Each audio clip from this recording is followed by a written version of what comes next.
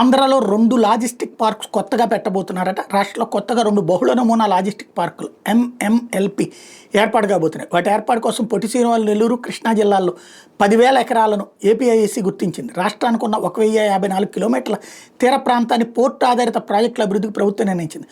రాష్ట్రంలో ఇప్పటికే 2 లాజిస్టిక్ పార్కులను ప్రభుత్వం అభివృద్ధి చేస్తున్న విషయం తెలిసిందే.